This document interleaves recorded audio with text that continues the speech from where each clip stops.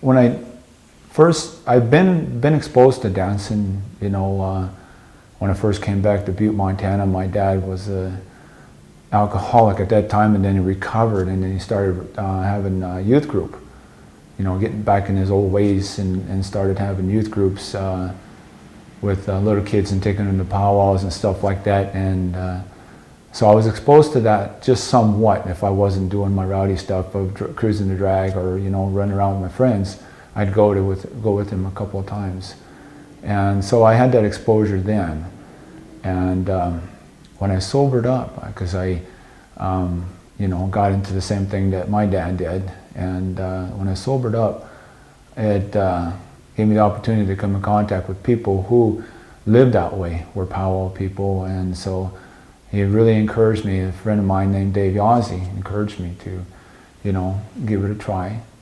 And I was really scared the first day because I had this little Kmart special outfit, you know, that you look like you bought it from Kmart.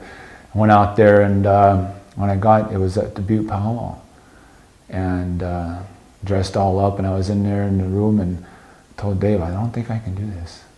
I'm not sure, you know, because I'm afraid everybody's going to stop and look at me. You know, it's going to walk in that room and quiet, you know, and so. But I went through it, and, you know, that was my first real taste of being involved with the powwow.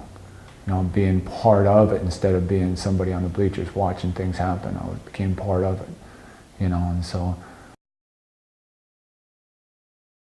On the powwow circuit or whatever, a lot of people refer to me as Buddy Perry.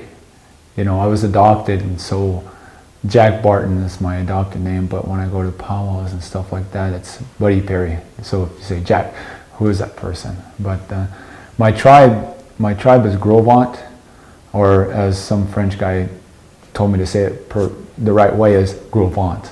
Because if I say Gros Ventre, then it means big stew, but if I say Gros Ventre with a little push in there, then it's big belly, what it means big belly in French.